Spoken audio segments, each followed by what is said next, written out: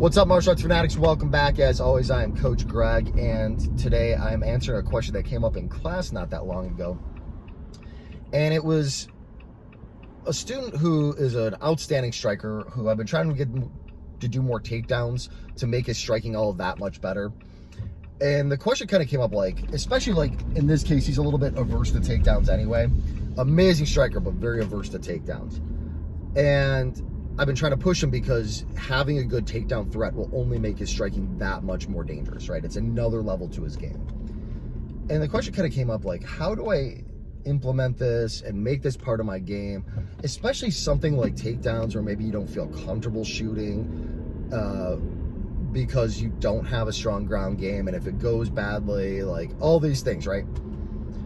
So I want to talk today about the couple of key points that I think are important.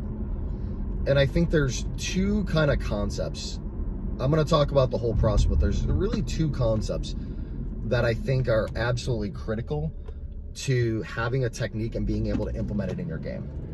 The first is to be the willingness to say screw it and just go for it. And that only occurs if you are doing a lot of light sparring. And I mean a lot of light sparring. And the reason I say that is that when people hard spar a lot, they are unwilling to try out new techniques a lot. This is we talked about this in other videos before. Guys who, when they do too much hard sparring, they tend to be jab, cross, leg kick, jab, cross, leg kick. Sean Strickland's a good example. He's a great striker, but he's very limited in the way that he attacks because of the fact that he does so much hard sparring. He's not as willing to open himself up to other things. And there's goods and bads that go with that. You have to do some hard sparring, but if all you do is hard sparring, it becomes difficult to try to implement these kind of things in your game. And when you do a lot of light sparring, because the consequences are not as severe, you are more willing to be playful and experiment and try things out. So that's the first thing. The second thing I want to kind of talk about is the idea that when we work on new techniques, what is the tendency of students is to maybe play with the technique for a week or two, try it out, see what you can do with it, and then you kind of move on to the next thing. And instead of working on something as part of a larger system. So, for example, you can learn a really cool technique on YouTube or in class or something like that. You're like, this technique's awesome. But for some reason, it never becomes part of your game. And there's a reason for that. When you work on new techniques, instead of working on things in just a new technique to play with, you should be working on a system and work on techniques that work within that system. So I'll give you an example. So if you are working on, I'll use jiu-jitsu as an example because I think it's easier to explain it in that context, and then we'll talk about it in striking. For me, it's easier to implement half guard techniques because I spent a lot of time working on a half guard system. So when I get a new technique in half guard, I'm more willing to work it out and try it out and try it out and try it out and try it out and find the circumstances in which it works perfectly because I'm already playing from that spot a lot. Same thing is true for any other position. Now in stand-up, that can be a lot of different things. But if your focus is entirely on, let's say, developing a feinting game, right? That is what you're spending all your time on right now. A loose technique off to the side about a single leg is not going to help you, right? It's just not a thing that you're working on. You might work on it a week or two, but then you're going to go back to what you're working on, which is your overall system. So you have to work on things within your system. And it's important to work on parts of your system that you struggle with the most. So if you want to develop a single leg that will make your striking better, your goal has to be takedowns for a long time. And when I say a long time, I mean 6 months to a year. You need to spend a lot of time on developing a takedown game that will improve your overall system. And so if you're not doing that, a loose technique that you work with, you play with every once in a while, is not going to really become part of your system. And mostly what happens is you might play with it once or twice and then you forget about it. You never use it again. And in many cases, you completely forget about it, especially if you're not doing a journal. I know I've talked about that on here before. If you are not journaling your martial arts, you are losing out because that is how you retain information. It's also how you keep things that you can go back to so that when you do work on that, that technique is there for you to integrate in.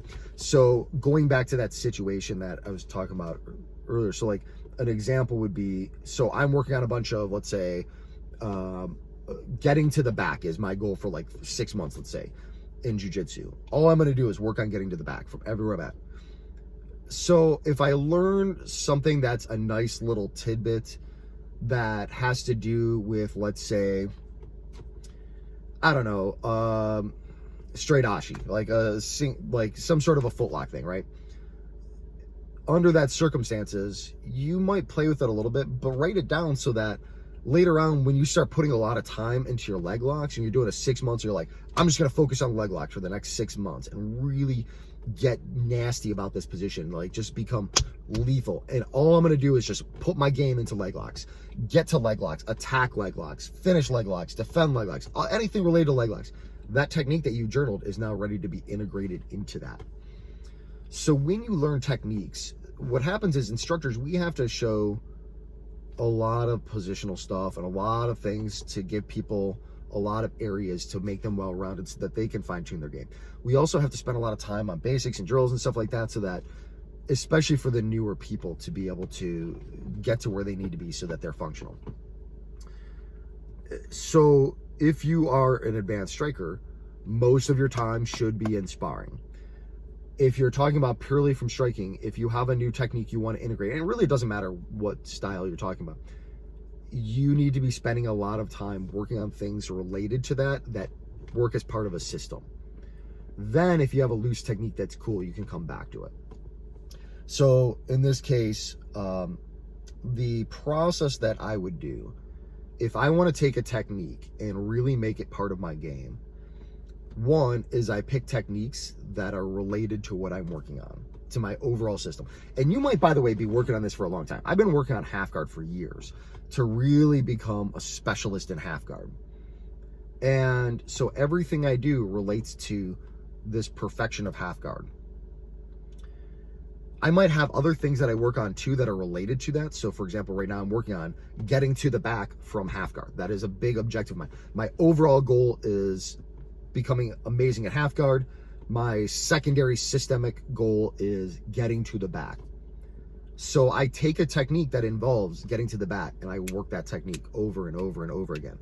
And I spend 6 months dealing with just that aspect of this overall systemic thing. Then that technique, because I'm constantly working it, because it plays towards my objective, becomes applicable. So when you learn a new technique, what I would recommend is when you learn something in class, learn the technique in isolation, drill it under ideal situations, do situationals to drill it under less ideal situations, journal it so you can come back to it if it's not part of your game right now. If it is part of your game right now, spar and spar and spar, lots of light sparring, and be willing to say screw it and just go for it. That's how you learn technique and make it part of your game. Like, I mean, I could show anybody a technique and they'll play with it once or twice and never use it. But if you really want something to be part of what you do, you got to spend the time there, and it's got to be related to what you're doing. Otherwise, you're not going to give a shit. If I learn something that's a cool armbar, like, yeah, it's cool, but that's not really going to be part of my game. I'm going to put it in the back of my mind, and maybe I'll go back to it at some point. But if I journal it, I'm more likely to go back to it when I'm like, I'm going to work on arm bars for the next 6 months. I'm going to work on hitting arm bars from half guard, right? Like some shit like that. Like, I'm going to work on relating it to my overall system. And then that arm bar is now available. So I use half guard to go for the back. I end up in mount. Then the arm bar for mount is available, right? Like, I mean, like, that's how this process works. It's got to be related to your overall system, or what's the point? Not only is it not worth spending the time on, but you're never going to integrate. It's never going to be part of what you do. So,